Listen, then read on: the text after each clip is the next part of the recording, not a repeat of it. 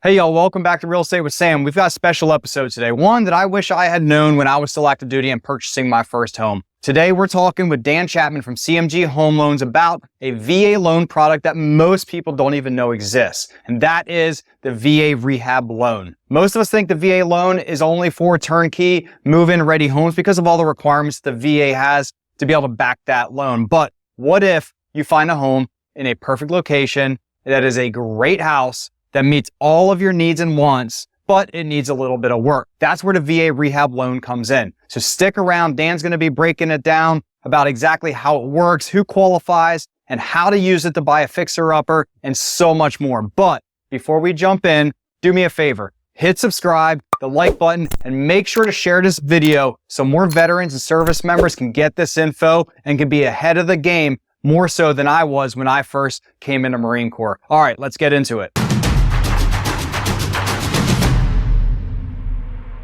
So we got Dan Chapman from CMG Home Loans here. I appreciate you taking the time to talk to us about a product that many people don't know about, the VA Rehab Loan. But before we get started, why don't you go ahead and introduce yourself? What got you into lending and being a loan officer, and more specifically to VA loans? Yeah, no, thanks for having me. Yeah, so I always laugh. No one in our industry, we laugh. No one ever grows up wanting to be a loan officer, right? Or maybe even a realtor, right? It's like, I want to be a fireman, a cop, or a loan officer. So these industries, I feel like you literally kind of have to fall into them. And I feel like I did. So my background went to Naval Academy, was a Marine officer, deployed to Iraq, connected with a guy doing real estate. I thought I was actually trying to reach out because he was in the Home Depot program to become like a Home Depot manager. And he had gotten, really? Yeah. And he left it. He's like, well, and I said, ultimately I want to be an entrepreneur, but I don't think going straight from like Marine Corps to like entrepreneur is a good idea. Like that's a pretty large change, in the military, they do a lot for us. And when you're an entrepreneur, you don't, they Have to figure it out yourself. Exactly. So I was nervous, like my family, no one was entrepreneurial ever. And so anyway, he said, well, I'm actually a realtor and a general contractor. So I'm helping people buy homes. I'm fixing them up. And this is like 2005. The market was crazy, especially in California. Yep. Oh yeah. Yeah. And so I met with him, had barbecue, and he actually emailed me in Iraq and kind of told me what he was doing. And that really intrigued me. I met with him. So I became a realtor and a GC actually, which is kind of, you got your real estate license and general contracting license? while I was still in. So, Oh, geez. so I'm swinging with hammers with him on the weekend, getting my real estate license. I start showing homes in my camis, which I think you're not allowed to do, or you weren't back then. Yeah, I don't think you're allowed to go off base. Camis. So yeah, so, it was a good market. I started helping buyers, started doing flips a little here and there as the market was kind of going down, just if I found something that fell in my lap that made sense. And then the construction thing was tough. Like, it's just compared to real estate, I really preferred real estate and sales, which is funny. I really didn't want a sales job. I thought, I'm a logistics guy, aviation supply. This isn't a fit. So anyway, so I do kind of really love the real estate part of it. And I still enjoyed the flipping, like working for myself. Did that for 6 years, built a team, and then got into a great coaching program that was for realtors and lenders. And as I built a team, I realized the lending was really what was most important, right? Like you can want a house, but you need a mortgage, right? Yeah. And it was almost, I could show all the houses in the world, but if you can't fund it, then. And I analogy is the car dealership, right? Like, are they selling cars? Well, they are, but a lot of times they're selling terms, right? Like 0%, blah, blah, blah. And I realized for me, I was really selling the terms already as a realtor. I was, it was funny because at the time as the market dropped and I was selling homes for, 30, 40 cents on the dollar from a few years earlier. And literally at the time, some of them, the mortgage was less than rent or even around less than BAH. And even then I was having to like really talk people into it. For me, it was really annoying. I'm like, do you understand like what an opportunity this is, what a deal this is? So by a lot of my past clients are funny. They remember how pushy I was, but they're so grateful, that I was. And some of them were in bad shape. And I would tell them like, if you don't buy it, I will. I'm going to flip this thing. This is a great deal. And they go, oh, okay, never mind. I'll buy it. So, but yeah, so the VA loan, right, I realized the VA loan especially was just such an amazing product. 11 years in the military, I never heard about it once. I didn't know anything about it, right? They didn't teach us that even at the Naval. Really? And I was an economics major. Oh, God. And even my first loan wasn't a VA loan. I bought a house at the peak of the market. They gave me like an 80-20, a 0 down loan, and no one even mentioned, and it was adjustable, which didn't go well. And I don't know, like anything in life, like, I think you learn from mistakes. That was not a good move, but I took that as motivation. Like, all right, I'm going to make sure that like, and when I meet with someone, they know what their options, So I switched to lending 12 years ago, never looked back. And with that great coaching I had in the business side, I was able to build a team, build my own branch and build a team that, does hundreds of loans a year. And now I've got almost 4,000 past clients in my database. I don't have exactly 100% 5-star reviews, but I think I'm at 99.99% 5-star reviews, which is my most important thing. How many clients there's bound to be an outlier. I guarantee the negative review is someone that I didn't even do a loan for. It's like, it's probably competition or something like that. Or someone that doesn't qualify and they get mad. I'm like, all right, well, like maybe you should only do a review if you're an actual customer, but okay. But yeah, and so then the more you get into anything, right, and you realize how powerful the VA loan is, and I tell people, yes, I've been successful the last 17 years, and I've made a great income from it, but I've made my clients 100x what I've made, right? Oh yeah. Now I fast forward, I'm helping clients sell homes in California, make huge amounts of money, and go to other properties. Some of them are investors, but a lot of times it starts with that first loan, that first house, and buying it right. And that's what I tell people. They're like, well, how'd you do it? I'm like, well, like you just like, yes, you're going to make mistakes, but you just got to make make mistakes, on the nickels and the quarters and make, and so that way when you're dealing with dollars, you're not making the same mistakes anymore. So I think getting those early decisions right is important. Mm-hmm. Yeah. And so you're with CMG Loans. Are you only out there in California? So I'm not. So personally, I'm licensed in 22 states. About half of my business is out of California. I do a ton in Virginia, North Carolina, Florida, Texas, where most of the bases are. But CMG is actually in the process, or the owner is actually in the process of purchasing a bank, working on branding right now. And yeah, so if and when that happens, we'll see. Maybe this year, then I potentially could have all 50 states, which would be great. Yeah, so that's pretty cool. But yeah, so CMG is a large company. We're a top 20 lender in the country, individually owned, not public. But when you think about like a Guild, a Home Loan Depot guaranteed rate, we're kind of in that space, but with we have a mortgage focus and we're privately owned. So it's a very entrepreneurial company and they do things. I mean, I've got the owner's cell phone, even though we have about 300 branches and almost 4,000 employees. And he's actually texts me back whenever I text him. It sounds crazy, but every now and then things come up where it's like, they could actually dovetail into the rental conversation. I've had VA loans. It's like, hey, this thing's wrong. We can't close it because of this. And I'm like, hey, look, I text whoever I got to, look, here's the situation.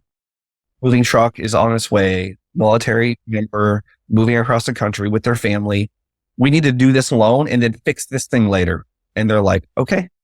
And I always tell people, they're like, well, you can work anywhere. Why do you choose? You can be a broker, or you can work at Navy Federal or USAA. I was like, those are great companies. I've been a proud member of, a couple of those companies for over 25 years, almost 30 years. Geez. I mean, they're not going to do that, right? I mean, they're not going to just close the loan and fix this thing later, right?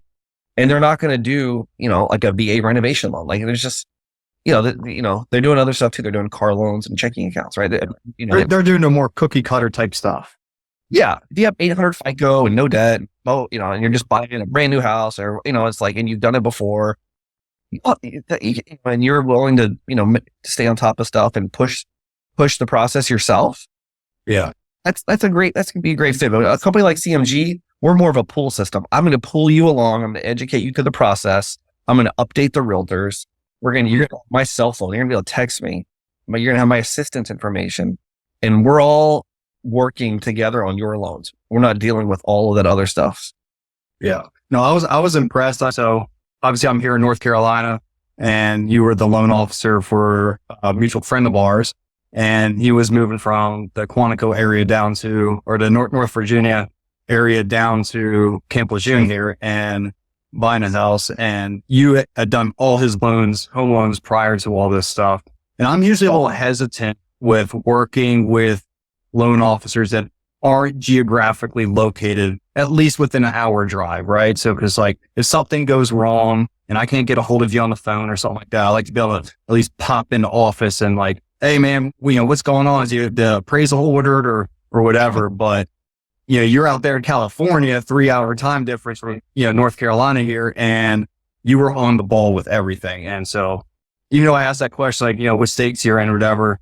I do know you're here in North Carolina as well, and you do service the loans here, and your team is just, you're on the ball with everything, and your communications were solid. You were constantly reaching out, before I even had the chance to even ask, hey, what's going on here? You were like, hey, this is what's going on. This is what's still needed. And it was awesome. And so I always recommend clients to reach out to you for their lending needs here. But you recently, or you're currently in the process of a VA rehab loan. And you mentioned before that CMG Home Loans is the #1 renovation loan company.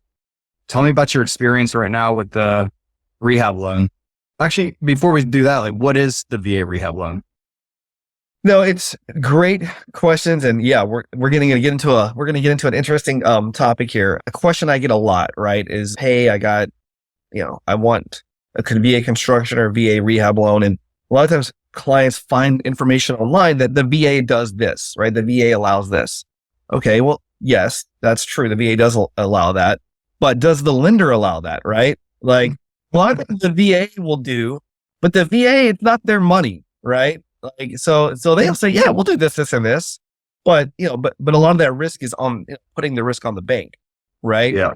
So it takes a bank willing to be entrepreneurial enough to take some risk, because the big thing is that, what a lender does, like CMG, I do the loan, CMG closes the loan with their line of money, they close the loan, and then we service the loan. You get a bank statement with my face on it, my name. But that your loan is being sold behind the scenes as a security, Fannie Mae, Ginnie Mae, like Ginnie Mae for VA usually, right? So your loan is sold multiple times, you don't even know it. So when we do a rehab loan, what we're doing is we're holding that line for that amount of time that the rehab's getting done. So if a VA renovation loan really mimics an FHA 203K loan, which is a really common loan. Now, when COVID hit, pretty much every rehab lender slowed down or stopped a lot of products, and the VA reno was definitely one that stopped. And we are just bringing it back. So yes, I'm just completing one next week. I'm almost 2 months into it. So essentially what it is, and you can be 100%. Like, you can get a home, let's say it was $400,000, but it needs some work. It needs a kitchen. Maybe it needs something more serious. This one I'm doing right now had a bathroom that was gutted, right? And it was like, all right, well, normally you can't close a VA loan on a home like that, right? So the difference, like with a regular traditional VA loan, it needs to be move-in ready. Exactly. I mean, it doesn't have to be perfect, right? But like, the heater has to work, it has to have like an oven, a dishwasher, you can't have holes in the roof, it has to usually have a clean termite, right? I mean, there's, and it's because they're protecting the veteran and they're also protecting themselves. Right? I mean, and you're buying a home and a lot of the 100% leverage, right? So the VA rental loan, it can be cosmetic, right? It can be like, hey, I want a new kitchen. I want new flooring. I want new paint, which is cool. Or it could be, we have a bathroom that's gutted and they can't really even sell the house other than using a rehab loan. So this pilot program we just launched, I'm trying to, working to expand it here very soon. Our budget was only $35,000, which is what the 203K loan used to be. The FHA 203K loan budget is now $75,000 because things are more expensive than they were years ago. So I'm really How long was that sitting at $35,000 for? Forever. I mean, for the first 10 years of my career, and it got to a point. And adjust with inflation. No, but now it finally has, right? So finally, I think in the last couple of years, they raised it to 75, which is, I think, is really more reasonable. I mean, you at least be able to do like flooring and paint and usually a kitchen, I mean, you can't remodel the whole thing, but No gut rehabs. No full gut rehabs. no, we're not going to allow you to like start like doing additions and, like we're not talking 6-figure rehabs, right? And now those products are out there, but they're not VA, they're not FHA. So essentially, well, it's great. Let's just use some quick numbers. So let's say you're buying this house for 400 and needs 30 grand of work. Essentially what we do, you buy the house from the seller for 400,000, just like you normally would. The only difference is that during that time escrow period, we're going to get the bids. And the important number one thing is to get the bids quickly, because we can't do the appraisal until we get the bids. As you know, everyone's like, order the appraisal. So we tell people we need at least 45, preferably 60. In this case, it's what I'm closing right now. We did 60, but we're going to be a week late. Well, I didn't get the bids till like 35 days into the process, right? I'm like, hey, not my fault, but it's tricky. It's New Hampshire. It's covered in snow. The home I'm doing was built in 1750. I mean, we're talking about like really swinging for a home run on your first one, right? So lots of people, I was like 1750. I haven't even done a home in the 1800s. I've been doing this for 17 years. So I skipped a whole, 100 years there. And anyway, and so give 400,000 purchase. And so to the seller, they're getting their home sold. And maybe they were having trouble selling it usually because it, needs carpet, needs paint, needs a kitchen, whatever. Well, now we're giving the borrower after we close the loan, let's say 60 days, we've got the bids for 30,000 for flooring, paint, kitchen. Now we're giving the borrower a 430K VA loan. Because when we do the appraisal, we have the appraiser give us two values, 400 today, 430 when we do all this work. And here's the work that we're asking for the bid. So the work has to be reasonable. It has to make sense, right? You can't say, I want a gold toilet for 20 grand. It doesn't add 20 grand in value to the house.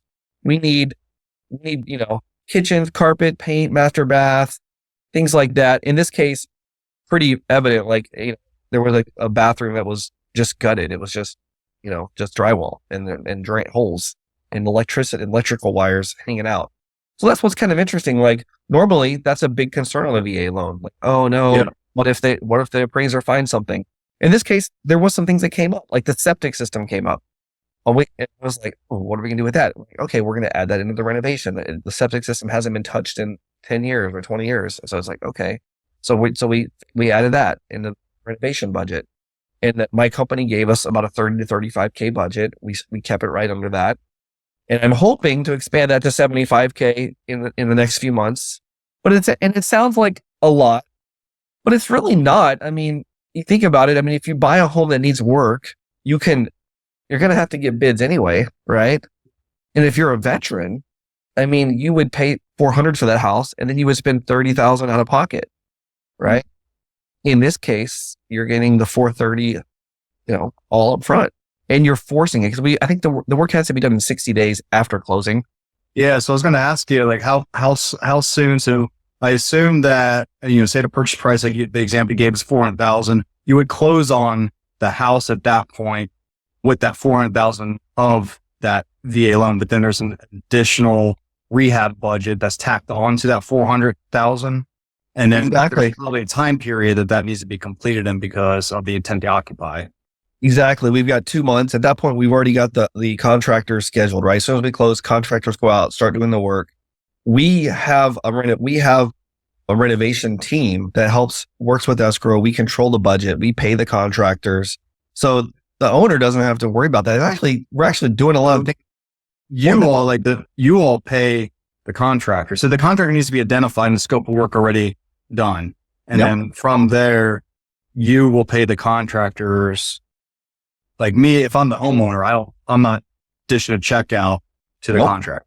Okay. Oh, which is nice, right? Because I mean, that's a whole nother issue, right? Like, yeah. I mean, if you've done major renovation work and hired contractors, it's not easy to deal with change orders and paying them and things like that. And we have a contingency, like I think it's 10 or 15%, I think 15% contingency in there. Hey, because sometimes things come up. You open a wall, something comes up. You know what I mean? So it's all very transparent and it's all being done by people that do this every day. And now the veteran isn't even having to deal with that issue. Yeah.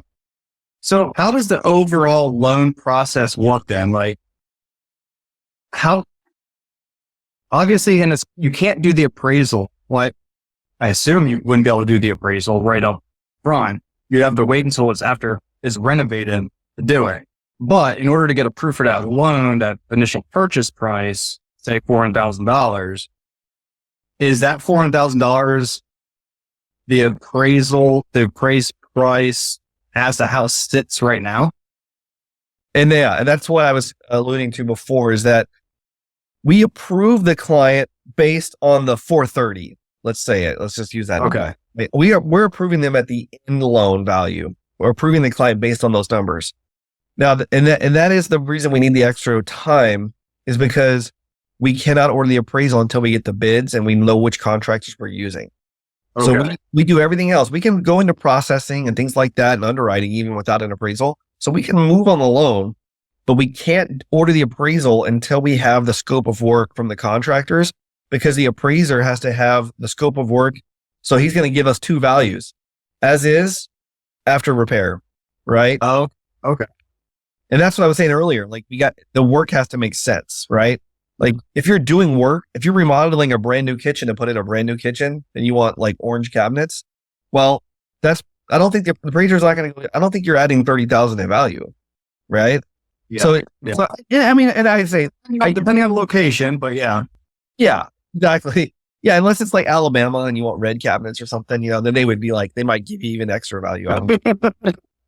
You never know. You never know. So yeah, no, it's so, and that's why we need the extra time. And even like, even this one I just did, right? I had some pushback from the listing side, like, hey, you guys are kind of, a little slower. I was like, okay, look, I'm not a finger pointer. I'm like, I got it. My client, I mean, at the time he's in 29 Palms, he's in the field and he's buying a home in New Hampshire and he's trying to coordinate, because that's one thing we don't necessarily do, is like, we don't really usually get the contractors and help you get the bid. In this case, we kind of did, because randomly one of the people in my renovation department lived 20 minutes from the house and she knew some local contractors. She actually did help us get contractors, but that's not a service we usually provide. And it's just tough. Like, there's been a thing in the, in the construction world the last few years, right? You've had shortages of material. Contractors were really overbooked. It was hard to get people scheduled, right? So that made this process really difficult too. But one of the big reasons that banks don't do it, for one thing, a lot of them don't have a renovation department, right? Because if I didn't have a renovation department, I wouldn't do them. Like, I mean, Yeah.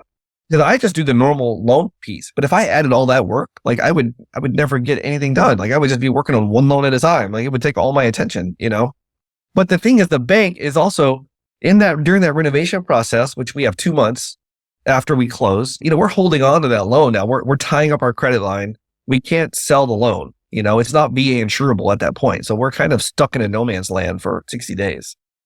So that's why most banks don't do it and won't do it. They don't have the credit line to do it. They don't have the manpower and the resources to do it. So our renovation department has been around for a long time. I was at a company before called Homebridge that was purchased by CMG 2 years ago. Homebridge was the number one renovation lender in the country, and then CMG acquired them. And through acquisition, CMG became the number one renovation lender. So same guys I've been working with for years.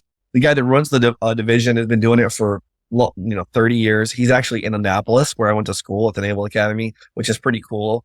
His daughter's married to an alumni, so I have a great relationship with him. He reached out to me a couple months ago and said, "Hey, I want to relaunch the program.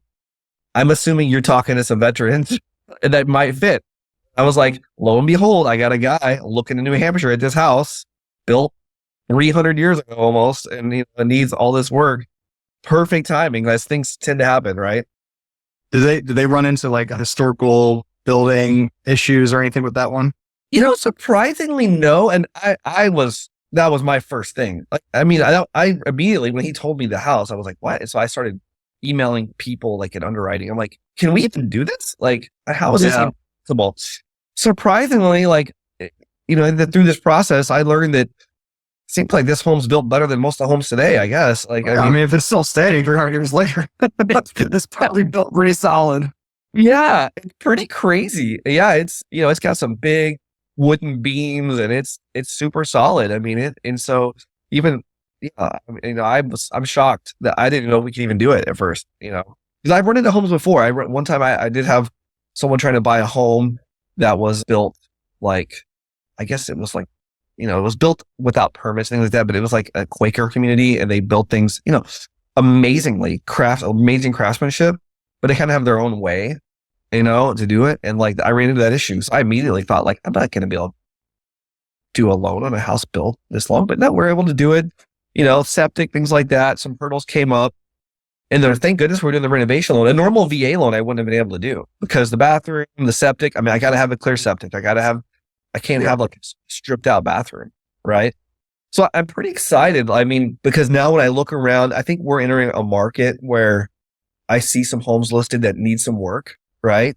And maybe been sitting a few weeks. So a seller's probably willing to do a 45 or 60 day escrow. Right. Just to move it. And now a buyer can look at a renovation loan to get into the home turnkey. Right. The contractors are kind of available now, whereas they weren't before. So I think this market we're kind of moving into a little bit more of a buyer's market, maybe depending on where you are, maybe a lot more of a buyer's market, really lends itself to this. I've seen, it blows me away. I see a lot of homes listed in the MLS. I just enjoy searching around on people. And I see like fixer, like cash only, blah, blah, blah. I'm like, well, it doesn't have to be cash only. A buyer could get a renovation loan.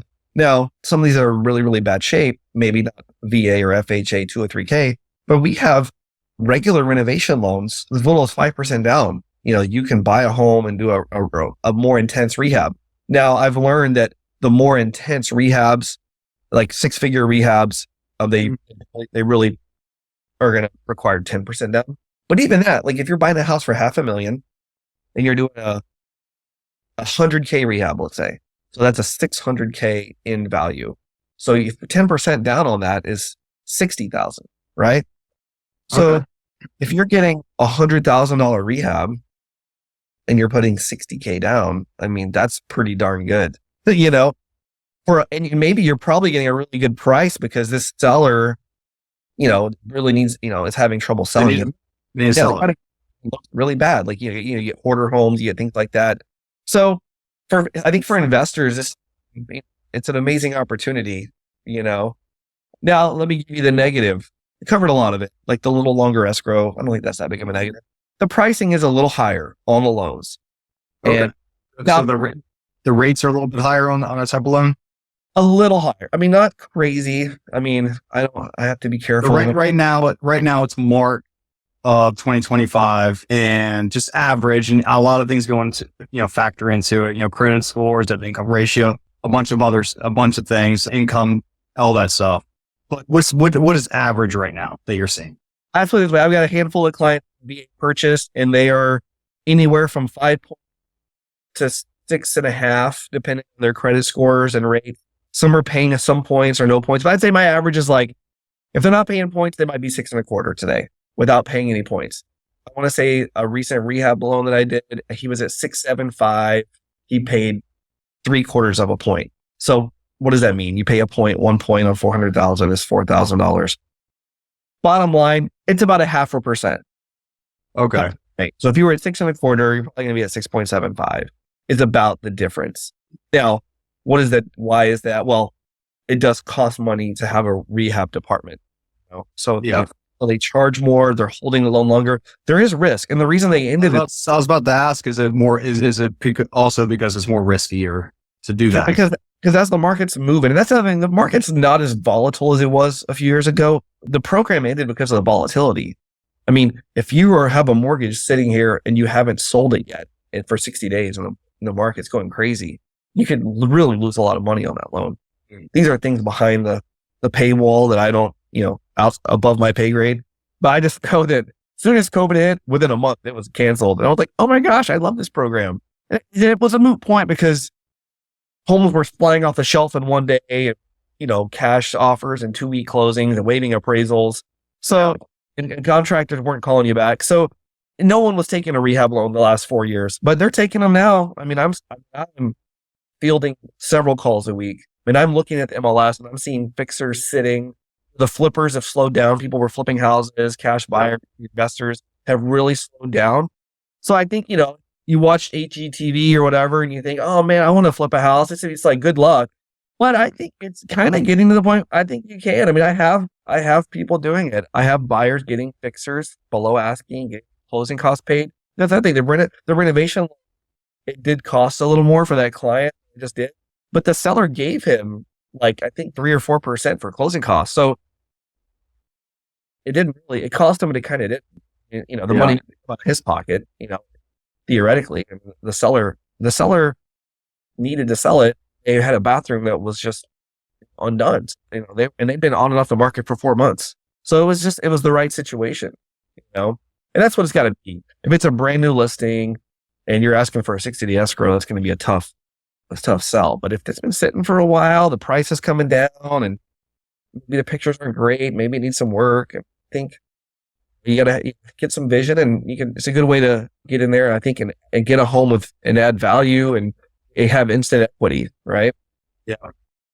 Yeah, you force some equity in there. You mentioned earlier about the contractors, like with that one that you're working right now, you ended up actually finding some contractors for them. Is there any restrictions on who can do the renovations as far as if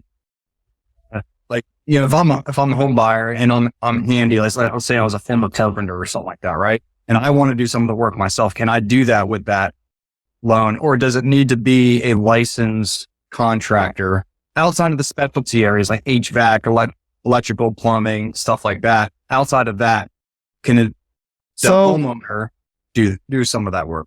So with the different programs, there are options. So the regular home style, which is the Fannie Freddie, the non-VA options, there are DIY. You can do it. There's a lot of things you can do yourself. The VA, like I said, we're just in the first pilot. I didn't push that. It's possible. It's possible. And we don't have that nailed down yet. But theoretically, if it was like, I'm just going to get a normal, I'm going to get flooring, paint.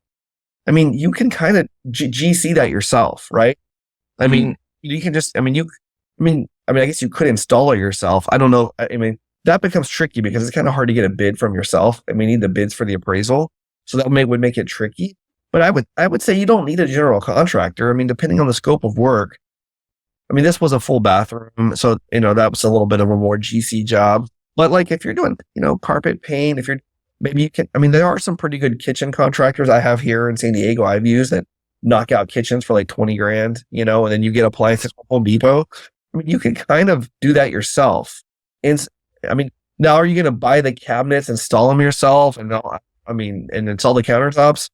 I don't see us approving that. I wouldn't trust myself. I wouldn't either. And I'm a former general contractor, trust me. My wife doesn't like it when I pull that card because she's like, well, I mean, there's a lot of things around the house that need to get done. And yeah. He doesn't know their role. The contractor's house always gets fixed last. It's like the same thing with the mechanic. It's like, the mechanic's cars are in a worst condition, but the clients are great. Yeah. I'm going to hire someone to do that. I can do that. And then now eventually I'm like, okay, I need to just hire. Yeah. So what happens if the renovation goes, so you said there was some septic issues with the one that you're working right now. What happens if it goes over budget? Well, we leave that 15% contingency. So you would like to think that, $4,500 or so on a $30,000 rental would be enough. It should be. I'll just tell you, it would be horrible if that happened. What would happen is we would just increase the loan amount and we would have to cover the expense ourselves and just increase the person's loan amount. Because at the end of the day, my company is not in the business of holding loans. We're in the business of selling loans and insuring, making sure the VA is insurable. We're going to take care of that VA client and make sure that they're home and they're in a loan that they're good with. I mean, I can't imagine anything catastrophic happening, but we're talking, if you're adding 5 or 10,000 to a, 400, 500, 600K mortgage, it's a pretty small increase in payment. Right. So, and I can tell you this, I can see these types of situations where we've had the clients get defrauded, things like that. I mean, CMG, one of the reasons I work here is they also cover expenses. Well, sometimes if there's any inkling that the mistake is our fault, we cover those types of things too. So we do our due diligence. We have a renovation department. But yeah, if there's something comes up that the homeowner's not going to be left high and dry. And that's the other thing I tell people. It's like when I got solar recently, I used Semper Solaris, Ura, veteran-owned company. And I have so many friends with solar that something breaks on it and that solar company's out of business.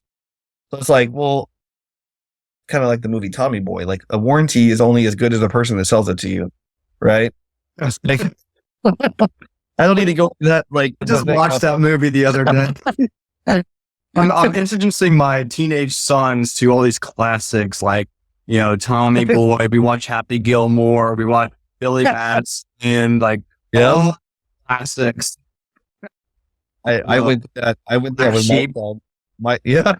I went through that with my son. We bought a house in the mountains in Mammoth 4 or 5 years ago, and they were teenagers. It was during COVID, and the guy never used it. It was this older retired attorney, and it had a VHS player, and it had 2 videotapes, Tommy Boy and Billy Madison. Yes. And my son had never even actually seen a VHS tape, or much less watch it. Yeah. Oh yeah.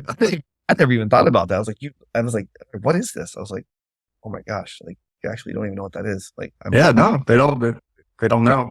I'm officially old. Like they think even for them using a DVD is crazy. Like, yeah.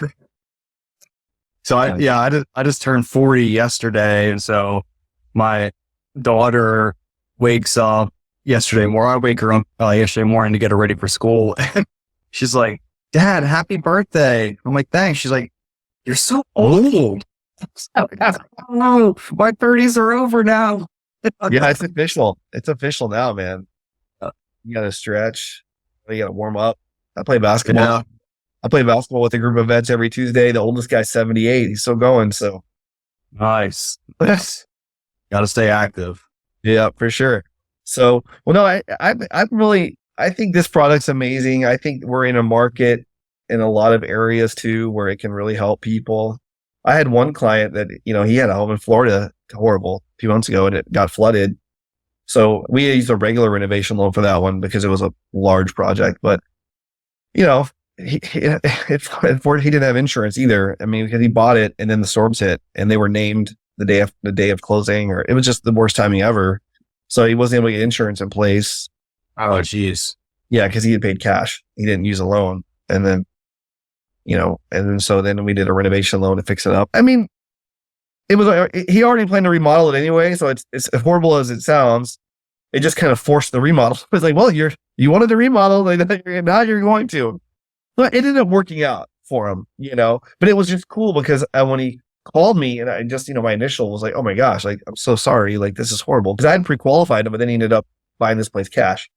And then when he came back to me, I was like, oh, well, renovation loan. I was like, hey, I think we can help you. Because he'd be like, well, I can't get a HELOC. I can't do a cash out because the place is flooded. You know what I mean? And I just bought it. And it's like, oh man. I was like, oh, renovation loan. Ding. So renovation loan. And he had paid like $250 and we just gave him a $100K renovation loan, which, super easy peasy. Like he's retired, dual retired military, dual disability, qualify easy. Didn't do VA because, then it was, needed a larger budget, but needed the $100K budget. And then it was awesome. And then it took some of the management of the contractor's office plate.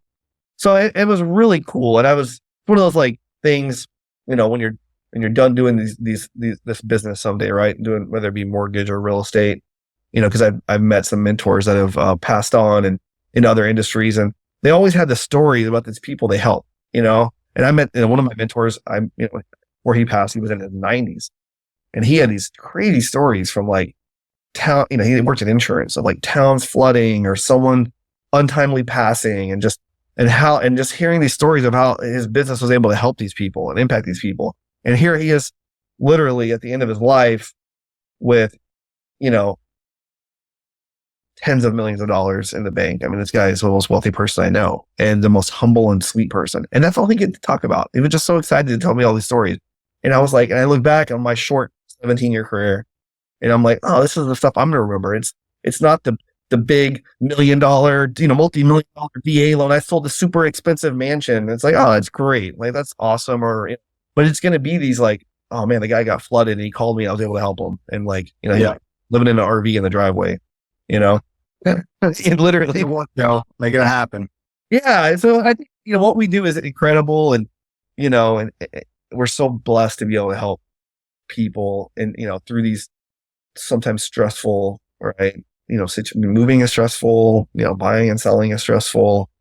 Remodeling is stressful. But remodeling when you don't have a place to live yet is trying to figure that out. Yeah.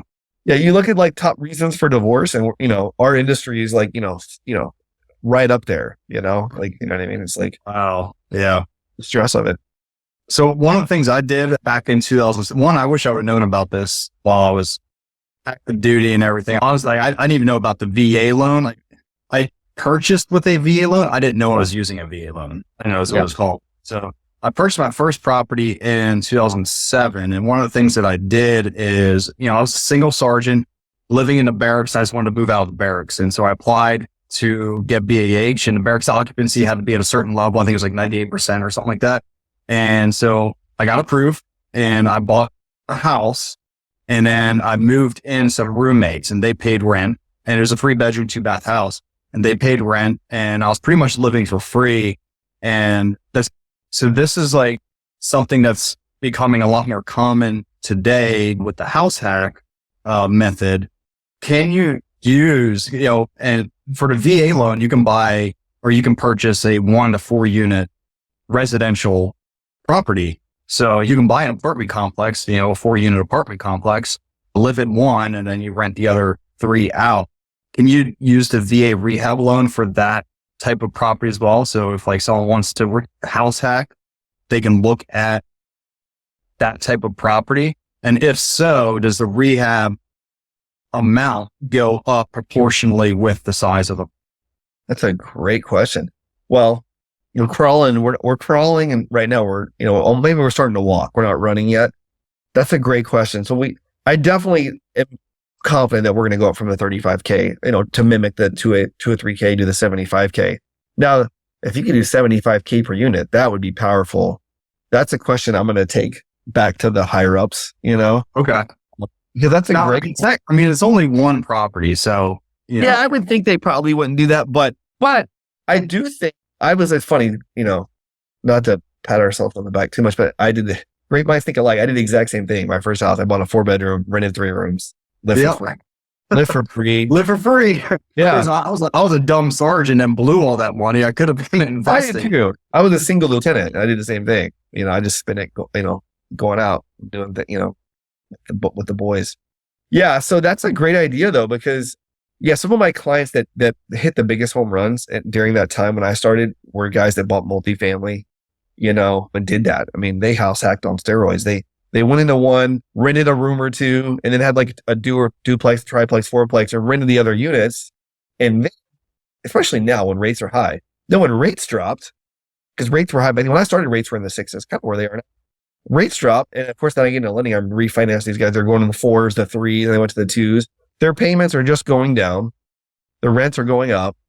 Mm-hmm. It is. And, and now these guys, these friends of mine that bought these properties, almost 20 years ago, right? Like 16, 17 years ago, 15 years ago. I mean, these are providing them more cash flow than their retirements. Oh, yeah. Especially it's the long game that people have to look at. And you can use it. It's great. Like with the VA loan, it's like 0% down and, you got to live in it.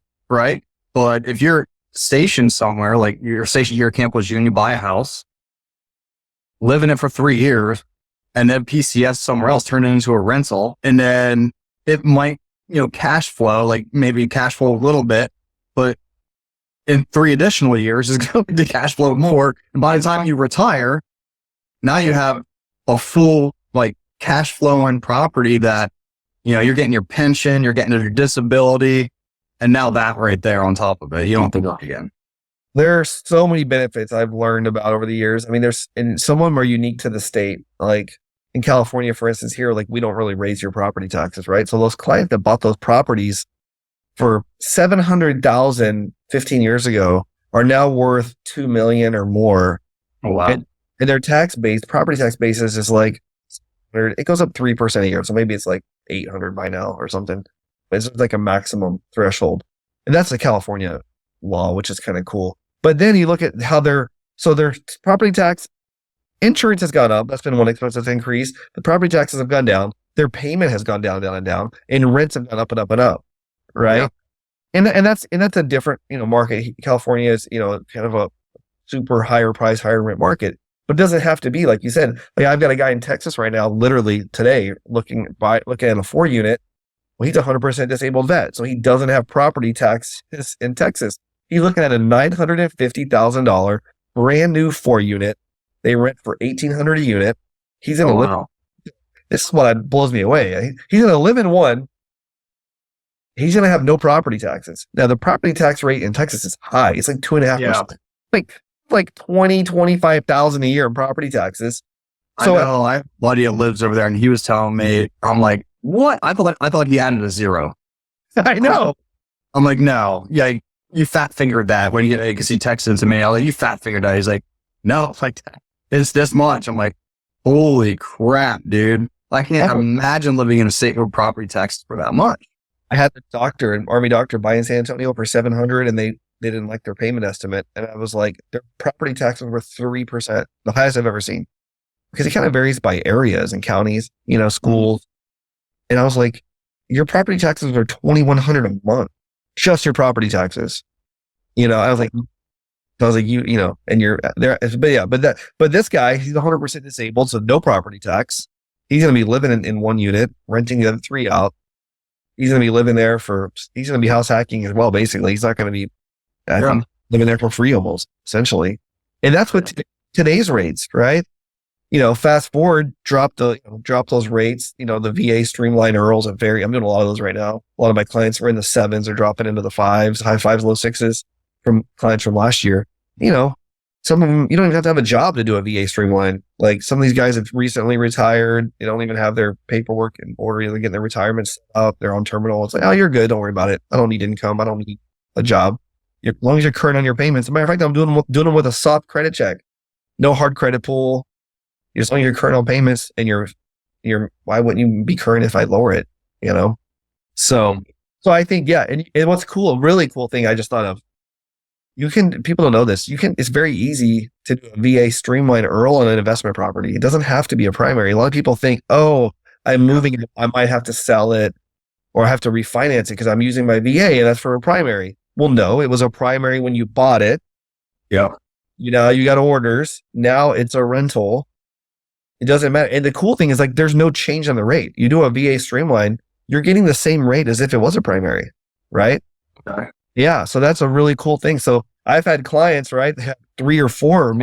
I can move out of my house, turn my house into a rental. And if, rates drop or whatever, and I want to refinance, I can still refinance and it's still a VA loan at the same rates as if it was a primary house. Exactly. I think the most that kind of guy have 3 VA loans. That seems like that's about the most you can squeeze in entitlement. And when the rates got crazy a few years ago into the low 2s, I had a guy, I refinanced 3 properties for him, 2 rentals and his primary. He had one here and he had one in Arizona and one in Virginia. And so I did all of them. And the combined savings was like $1,000 a month. And I was just like, this is crazy. I'm like, and who knew, right? I mean, when he bought them, you can't plan these things, right? But I can't tell you this.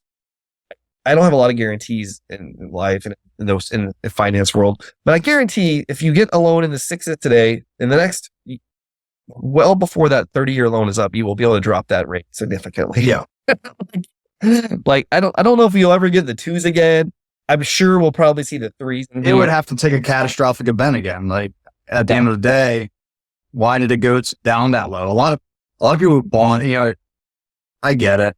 That if that is your perspective, because that's all and you bought during that time, and then you look at rates now, a lot of people are like, oh my gosh, rates are so high. It's like, no, we're actually at pretty much the average.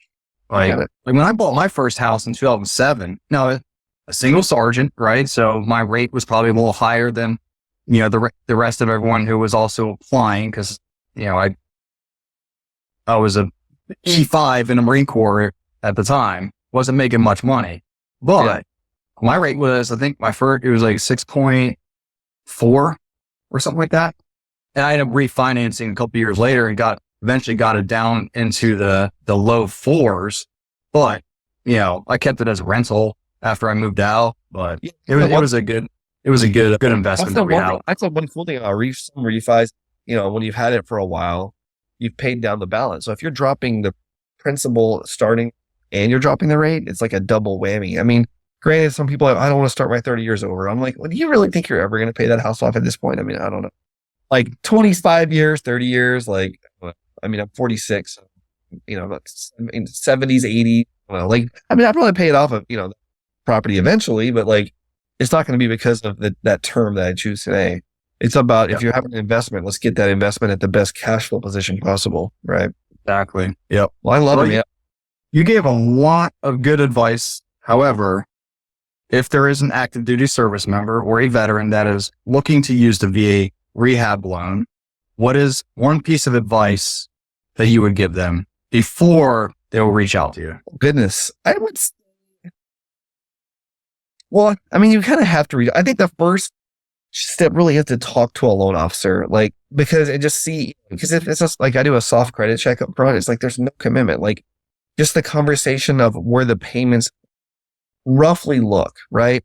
And getting your price range, I think, in your payments in your neighborhood identified, right? I think is the key.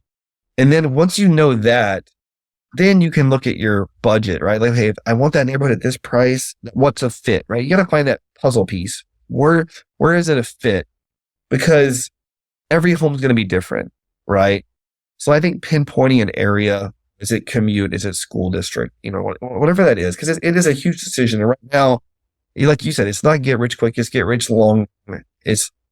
I tell everyone, you've got to plan to at least live or own this home for 3 years, preferably 5 or 10. Like if you're thinking, this is not a method to flip houses, right? Like I'm not going to go use my VA loan, buy a house, do the 30K and flip it in a year or two and make 100 or 200,000. I just don't think that makes sense. I just think I'm all about financial literacy, financial education. I've got the MBA of hard knocks. I've just learned through. So my whole thing is like, so find someone like me, like you, that has experience and learn from our mistakes, right? And so I would say, I think identifying your budget is the key, right? And knowing that, I always say this, if you're going to stretch anywhere in your budget, stretch on the house. Like, don't stretch on the car. That thing is going to be worth nothing in 5 or 10 years. Oh yeah.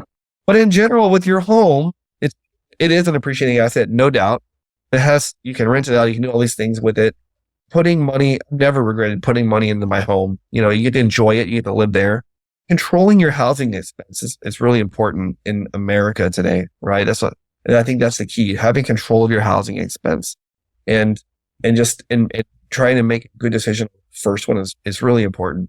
And so for me, I'm like you, I'm fiercely protective of military and veterans, Yes. And so when I talk to them, sweet lady yesterday called me, just retired from the Air Force in her 40s, never bought a house. She's buying here in Los Angeles. And I was like, oh, she just got her disability rating. So helping her with some things there. I'm like, oh, let's get here. These guys can help you with your rating stuff. And like, just getting her all squared away. Like things that don't even relate to the mortgage. Right. Yeah. She actually be a good candidate for this because she's looking in some areas of Los Angeles where a lot of the homes that are sitting need some work. So actually we might have to look at this.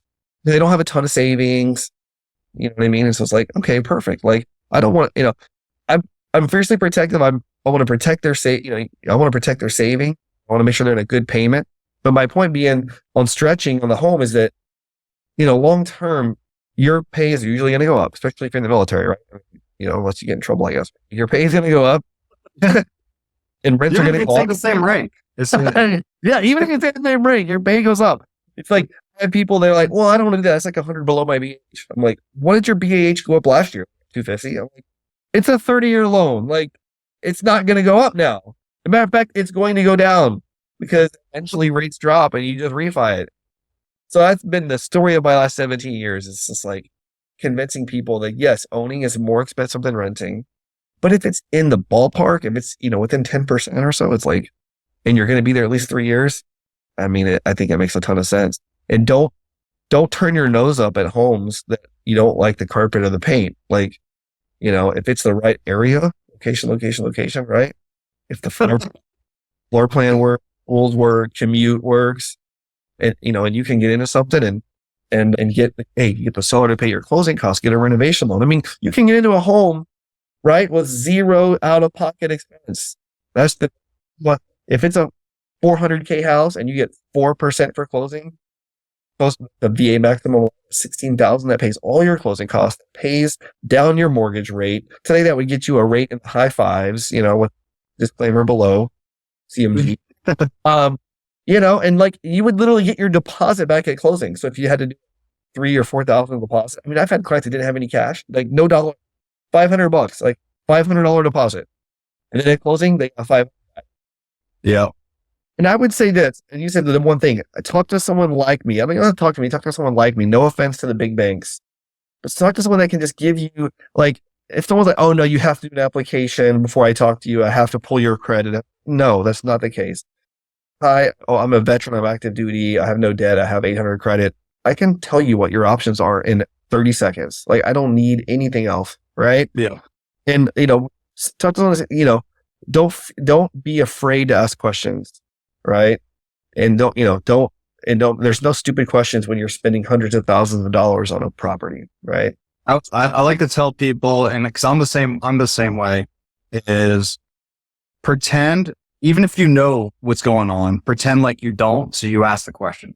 Exactly. Absolutely. But at the end of the day, it's like, Dan Chapman, you're the expert on the loan, right? I'm not. I might be, the expert on my market and the real estate conditions here. And I know some things about the loans and everything like that. But if a client asks me questions about, with VA loan, blah, blah, I'll say typically this, however, talk to this person because they're going to be able to answer the questions. Absolutely. Yeah, no, you're right. Reach out, ask questions, find a trusted source. I wish there had been Yelp when I bought my first house. I probably wouldn't have used the person I used. There's so many. Oh my goodness. That's like, and honestly, that's why I do this now, is because I made a lot of mistakes because I didn't know what questions to ask or who to talk to. So that's why I know I do this, is like try to get people, going back to what you were talking about. Veterans are our people. Active duty military is our people. Is I want to try and protect them as much as possible and get them to the right people that know the answer, that can help them, that aren't going to screw them over. Exactly. 100%. So and it makes this fun, right? We get to still work with the people we love working with. That's what we miss the most, right? We don't miss the humps necessarily. And well, no, I kind of do. I kind of miss that and hearing all the victim noises from people, but the victim noises, that's hilarious. Yeah. But yeah. Anyway, so if anyone has any questions, if they have a question about the VA loan, the rehab loan, or any loan product that you guys service, what's the best way for them to contact you?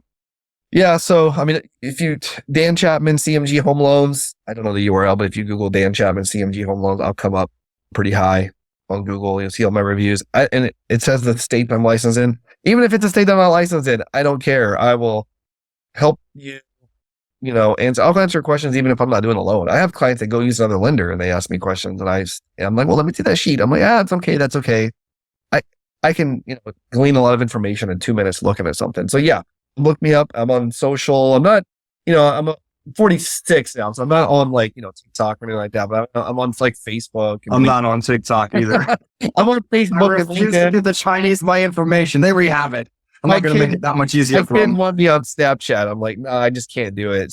Yeah, but Dan Chapman, CMG Home Loans. I'm on Facebook. I use X really, but I use LinkedIn and mostly Facebook a lot. But yeah, because that's what people in their 40s do. So you're in your 40s now, so you should just lean into that Facebook era. Oh yeah, no, I'm on Facebook, Instagram. I am on X and LinkedIn. That's all, and then YouTube, obviously, and that's only social media. I don't need any of that Snapchat or any of that other stuff. Yeah, I don't get it. I have enough loan stuff I have to learn, and it changes every day. It's dynamic, right? It's like I don't need to learn too many new social media things. Yeah.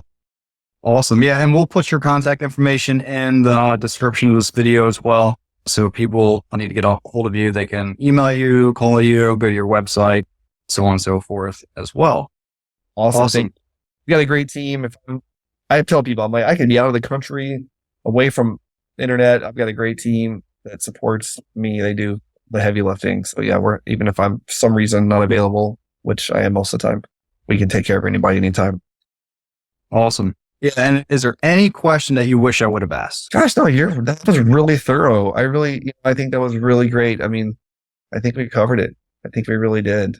We covered probably more than we gave people, maybe even more than they even wanted. Well, cool. Dan, I appreciate you taking the time on this. And obviously we'll stay in contact and everything. And if anyone has any questions about this stuff, I'll make sure to push them your way. I appreciate all the knowledge bombs that you drop on this. I learned a lot, and hopefully those who watch this learn a lot as well. Cool. Sounds good. All right. Take care. Man, that was a long interview with some seriously solid information. I appreciate you for sticking around this far. If you're already this far into it, you're over an hour of just solid information. Hopefully you can use this as a resource and go back to and refer back to later on. But huge shout out to Dan for breaking down the VA Rehab Loans. If this sounds like something that you want to explore, don't just sit on it. Reach out. I can help you find the right property while Dan can help you with the financing. And both of our contact information is down below in the description. Those are direct lines to us. Those are both of our cell phone numbers. Reach out, shoot a text, call, and our email addresses are down there as well as our website. So go ahead and check it out, reach out, set up a call, something if you want to know more information about it. Drop a comment below. What's your biggest question about VA loans? I'll be answering them in future videos. All right. So that way you have more resources. You can make more better informed decisions. And if you found this useful, make sure to hit the like button, subscribe if you haven't already, and share this with another service member or veteran who needs to hear it. All right. Let's make it happen.